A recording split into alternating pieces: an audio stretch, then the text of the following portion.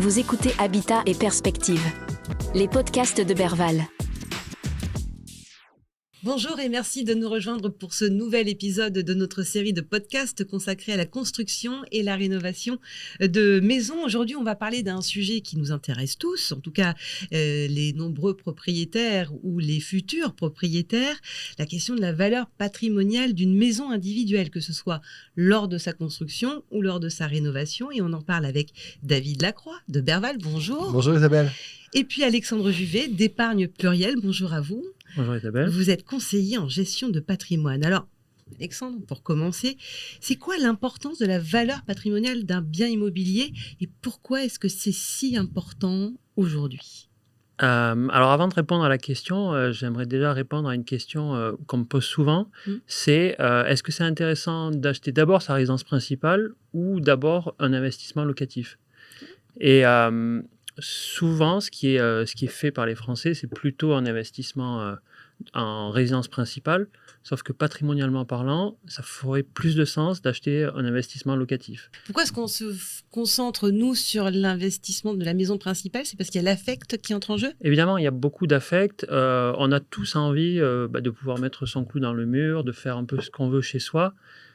Mais en réalité, est-ce que c'est vraiment la chose la plus utile par rapport à la construction patrimoniale ?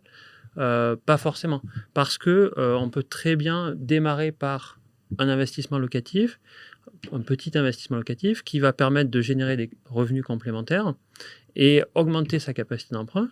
Et ensuite, dans un deuxième temps, on pourra acheter sa résidence principale.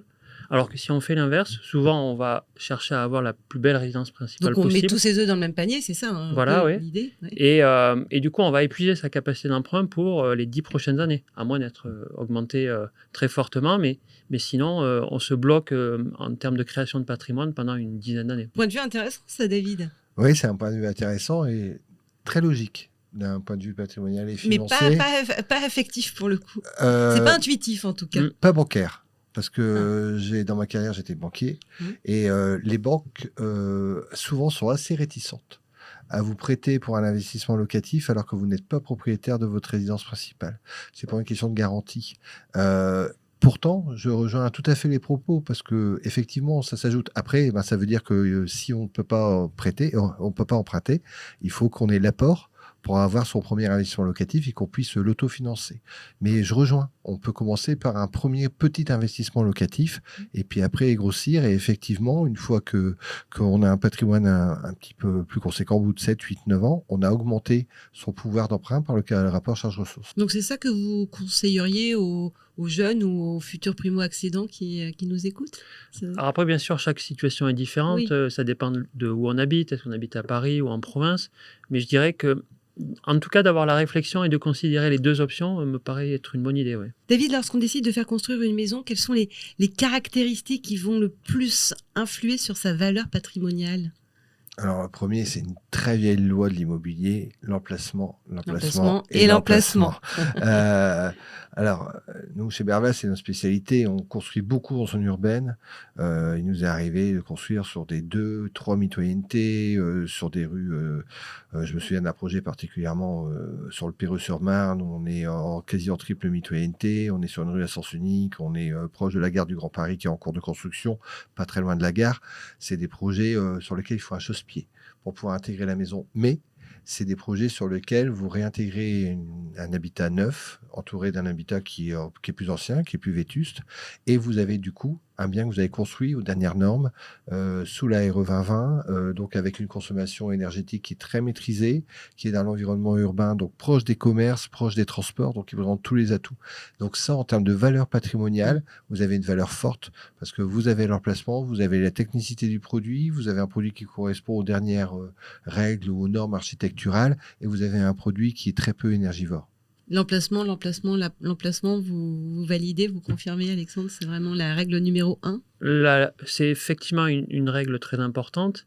Après, il y a le prix d'achat, évidemment, qui est important, mais il y a aussi les normes énergétiques.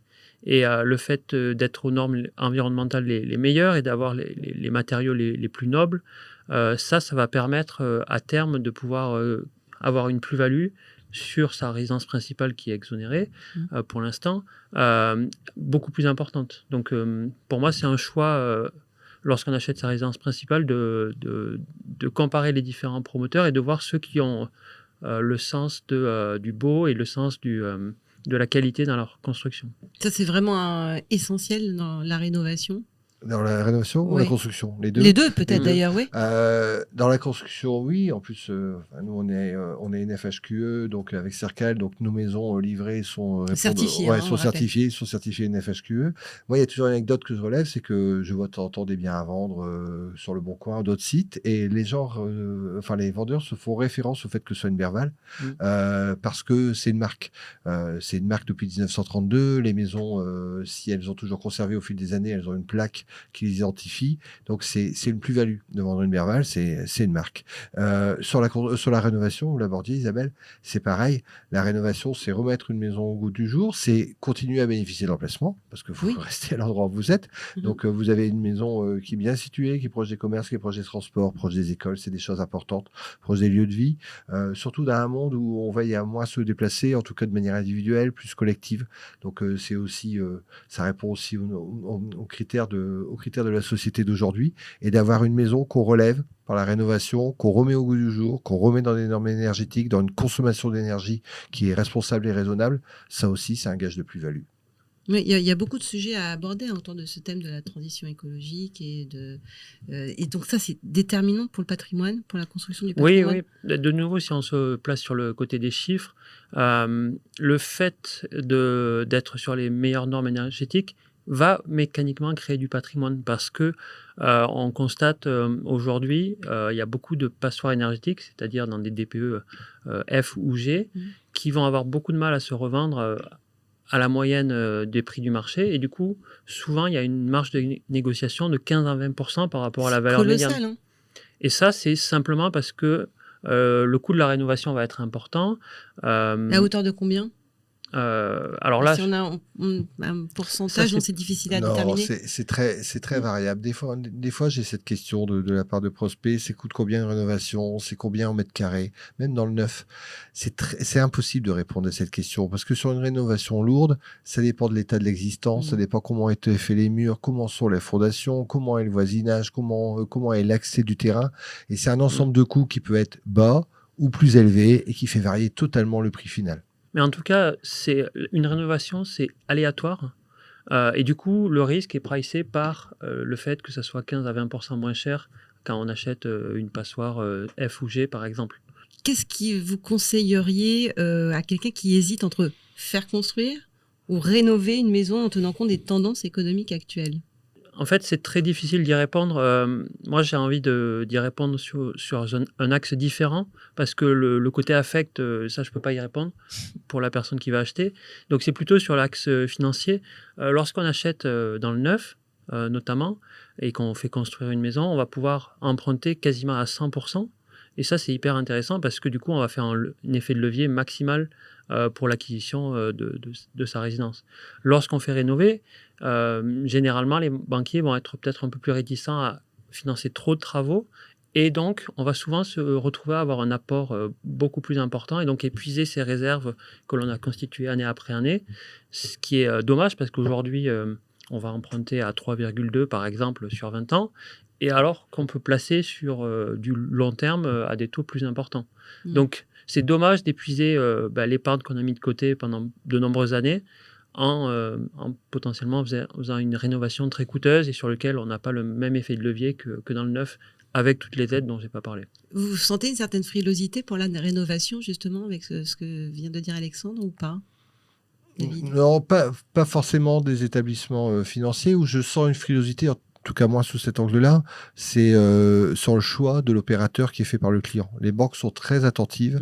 Est-ce que vous engagez avec un constructeur ou un artisan qui a une assise financière, qui a une bonne réputation? Sous quelle forme de contrat vous êtes?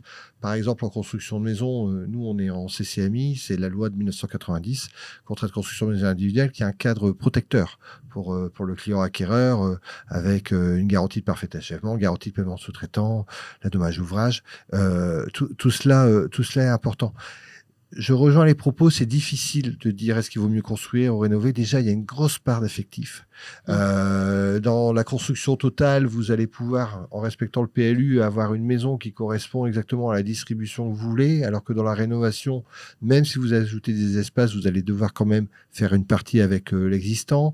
D'un côté, vous partez sur un nouveau projet, dans l'autre, vous restez dans votre lieu d'habitation. Donc, c'est des dimensions qui sont très personnelles, mais en tout état de cause, l'une ou l'autre vous permettent à la fin, lorsque c'est mené par des professionnels sérieux et de manière globale, vous permet d'avoir un produit actuel, encore une fois, avec des normes énergétiques et des normes de consommation qui sont tout à fait dans les standards actuels et qui vont retrouver une valeur. Je ne sais pas quel sera le coût de l'énergie dans les années qui viennent, mais sans être devin, je pense qu'on risque plus une période inflationniste qu'une période de baisse. C'est important, ça, la certification quand on veut augmenter la valeur de son patrimoine, de s'assurer que les constructeurs sont fiables, d'avoir une étiquette, une sorte de validation, ça augmente Alors, en tant que conseiller en gestion de patrimoine, parfois on va vendre des investissements locatifs neufs et c'est vrai que suivant le promoteur et la qualité de celui-ci, de sa signature, les banques vont potentiellement refuser des dossiers parce qu'elles ne sont pas en confiance sur ce type d'acteur. Et donc, comme potentiellement, si la personne ne rembourse pas le crédit, elles peuvent se retrouver avec des maisons, des appartements, et donc elles ont envie qu'il y ait une vraie valeur patrimoniale. Donc c'est là où Maison Berval fait la différence. Notamment. Alors nous, on a notre histoire. Alors certes, l'histoire, c'est la lanterne qui éclaire notre dos. On existe depuis 1932, mais on a un futur aussi. On est adossé à un groupe qui est numéro 1 français, le groupe Exaom. C'est des points importants. Puis je pense qu'on ne se lance pas dans un projet en disant, tant pis, même si mon opérateur, il n'est pas très cher, s'il fait faillite, je verrai plus tard. On se lance dans un projet pour aboutir avec lui. Très engageant. On se lance dans un projet avec lui. Il y a une garantie décennale. Donc on se lance aussi pour que l'acteur il soit là au bout de 10 ans et qu'il nous suive. Je pense pas que les gens vont se lancer dans l'achat d'une voiture neuve en se disant la marque elle va disparaître dans 1 an et si on va se poser la question des pièces détachées. C'est pareil sur la construction, c'est un projet de long terme, donc il faut s'engager avec un acteur de long terme et qui sera là aussi pour longtemps pour vous accompagner sur tout ce que vous voudrez faire évoluer. Vous diriez entre placement financier ou placement immobilier, est-ce qu'il faudrait l'un ou l'autre ou les deux? Moi j'ai tendance à dire plutôt les deux parce que les deux sont complémentaires en fait. Je vois la capacité d'emprunt comme un actif qu'il faut chercher à maximiser. Donc, d'investir dans l'immobilier, je pense que c'est la première chose à faire en considérant l'ensemble des choses qui s'offrent à nous. Souvent, on va mettre de l'apport dans un achat immobilier. Mais après, une fois qu'on a fait ça, qu'est-ce qu'on fait de son épargne financière? Mais là, après, il faut répartir entre le très court terme de disponible en cas de coup dur et en fonction du profil de nos clients, plus ou moins risqués, on va leur conseiller entre 3 et 6 mois de salaire de côté d'immédiatement disponible, puis ensuite des choses plus long terme placées sur l'assurance vie ou d'autres supports d'investissement. Puis il y a un point à souligner, oui, David. Tout à l'heure ça a été évoqué, c'est hyper important, c'est que la résidence principale est dans la fiscalité d'aujourd'hui exonérée sur ses plus-values. La durée de détention d'un bien sur une maison, on va être dans les 8-10 ans. Donc, c'est aujourd'hui le seul produit sur lequel, lorsque vous vendez, vous avez une plus-value, vous n'avez aucune taxe, vous n'avez pas d'impôt, ce qui n'est pas le cas de tous les autres supports. On peut aller dans l'immobilier, mais on diversifie aussi. C'est un peu ça le message que vous dites là. Après, chaque client est différent et j'ai souvenir de clients qui ont toujours investi dans leur résidence principale et qui l'ont augmenté progressivement et qui se sont créés un gros patrimoine. Et une fois que les enfants sont partis, ils ont revendu pour avoir un peu plus petit et du coup, ils ont un capital assez important. En tout cas, c'est vrai que c'est pas une niche, mais cette opportunité fiscale est intéressante à considérer. David, quelles sont les tendances actuelles dans la construction qui permettent d'augmenter la valeur patrimoniale d'une maison? Sur quoi est-ce qu'on s'appuie? Alors, déjà, sur le caractère distinctif que peut avoir une maison, alors qu'elle soit en construction ou en rénovation, sur l'architecture, sur son aspect. Il y a des choses, le parement brique, le parement pierre, ça plaît beaucoup. Sur les équipements que vous pouvez avoir, ça peut être sur la pompe à chaleur, sur le VMC, avec la domotique, la domotique, oui. Mais avoir des partenaires industriels de qualité. C'est important d'avoir des marques reconnues dans la maison qui sonnent aux oreilles des les acquéreurs. La consommation énergétique, j'en parlais, les menuiseries. Je vois les gens sont très attachés aussi à la qualité des menuiseries, c'est important d'avoir ce sentiment de qualité. La menuiserie, c'est quelque chose que vous ouvrez souvent. Donc, vous l'avez en main, donc vous sentez la qualité du produit, comme une portière de voiture d'ailleurs. Donc, c'est à la fois des critères architecturaux, c'est des critères de prestation, c'est des critères énergétiques. C'est un tout qui redonne et donne de la valeur à votre construction ou redonne de la valeur à votre rénovation. Un conseil, Alexandre, pour maximiser la valeur patrimoniale de notre bien, de notre investissement? Ou plusieurs conseils d'ailleurs. Un conseil pour maximiser son...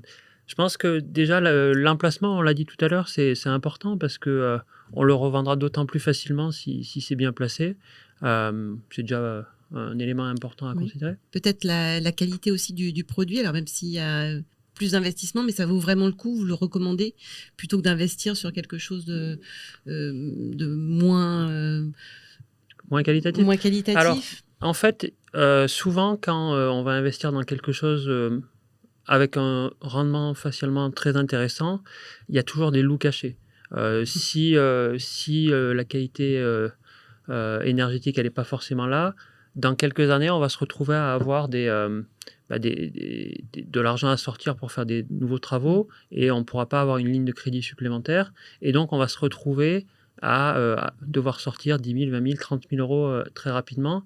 Et j'avais l'exemple en tête d'un client qui était vraiment allé chercher la capacité maximale d'emprunt et qui se retrouvait à devoir revendre un bien parce qu'il en avait marre de chaque année avoir des charges pour mettre en norme ses biens immobiliers.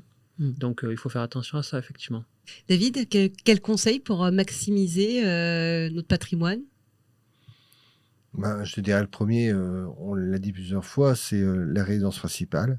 Maximiser son patrimoine, c'est investir dans sa résidence principale, faire le bon choix de l'emplacement, choisir un opérateur sérieux de qualité, durable, qui va être là de manière pérenne, faire des choix de prestations qui rendent la maison la moins énergivore possible et je dirais même la plus économe, à l'inverse. Ça, c'est important. Et puis, il ne faut pas omettre l'investissement locatif. Aujourd'hui, on est dans un marché tendu. C'est ce par quoi on a commencé, d'ailleurs. Oui, tout à fait. On est dans un marché tendu parce que la construction s'est ralentie au cours de ces derniers temps et il faut que les gens se logent parce que pour plein de raisons, les jeunes prennent leur envol et leur indépendance par rapport à leurs parents, parce que les couples se séparent, se recomposent et les familles sont recomposées, les gens ont des mutations. Donc aujourd'hui, il y a un marché locatif qui existe. Donc certes, le marché locatif a beaucoup fonctionné par des dispositifs fiscaux. Le Pinel s'arrête cette année. Je ne sais pas s'il sera prorogé, même si c'est appelé de tous les souhaits des acteurs de la construction et de la FFB en premier. Mais un investissement locatif aussi pour quelqu'un, ça peut être quelque chose qui est bien situé, qu'on arrive à sortir à un prix raisonnable, c'est-à-dire avoir une maison qui est adaptée au prix du marché, sur un terrain qui est adapté au prix du marché. Il y a une demande en face. Donc le gain viendra peut-être pas forcément de l'avantage fiscal, mais le gain pourra venir d'un équilibre entre la charge de l'investissement et les loyers et une valeur de revente à la fin qui est espérée de manière augmentée. Donc ça vaut le coup quand même de regarder, si on se pose la question, de mettre parfois, pour revenir à ce que vous disiez au tout début, de mettre de côté l'affect, même si c'est pas évident, et de sérieusement se poser la question, parce qu'effectivement cet investissement locatif, au tout début de la construction d'une valeur de patrimoine, ça peut vraiment le faire. Bien sûr, c'est quand même beaucoup plus simple de rembourser un crédit avec un locataire que par nos propres salaires. Et on peut facilement avoir des biens qui peuvent s'équilibrer ou quasiment s'équilibrer. Et donc, on crée 200 300 000 euros de patrimoine sans quasiment rien faire. Et il y a un point que j'aimerais ajouter. Il y a beaucoup de constructions qui se sont faites dans les années 70-80 et à l'époque, les parcelles étaient plus grandes. Aujourd'hui, on est sur des parcelles moyennes de 300 mètres carrés. À l'époque, on pouvait être facilement sur des 600, 700, 800. Et souvent, ces maisons se sont construites dans des bourgs qui commençaient à grossir, mais qui étaient qu'au début de leur croissance. Et aujourd'hui, ces bourgs ont beaucoup augmenté. Donc, cette maison qui aujourd'hui était, je dirais, d'un univers peu dense, arrive dans un univers très dense. Et là aussi, proximité des commerces et tout ça. Donc, moi, je trouve que d'inciter les propriétaires qui ont ces grandes parcelles à construire une annexe qui peut être un bien d'investissement locatif sur un terrain qui est déjà amorti, sur une propriété qui est déjà amortie, sur des réseaux qui existent déjà, parce que les réseaux de distribution existent déjà, ben, ça peut être aussi un investissement locatif gagnant, une petite annexe qui va faire 50 mètres carrés, ça peut être un grand studio, ça peut être un F2 qui là aussi va trouver un public rapidement, parce que vous êtes en centre-ville, parce que vous êtes bien situé, et puis vous avez une habitation qui est indépendante de la vôtre, donc ça ne vous gêne pas et ça vous fait un revenu locatif en plus. Et dans une période de crise de logement telle qu'on la connaît, effectivement. Ça se prend. Merci beaucoup. Vous vouliez ajouter quelque chose peut-être? Non, c'est exactement ce que j'allais faire avec la maison que j'ai rénovée. Je vais faire une parcelle pour un petit studio et avoir un complément de revenus. Merci pour vos conseils que vous appliquez à vous-même. Donc ça veut dire qu'on peut les suivre parce que vous y croyez vraiment à fond tous les deux. Merci beaucoup. Merci David, merci Alexandre. Et à bientôt pour un nouveau podcast. C'était Habitat et Perspectives. À bientôt pour un prochain podcast.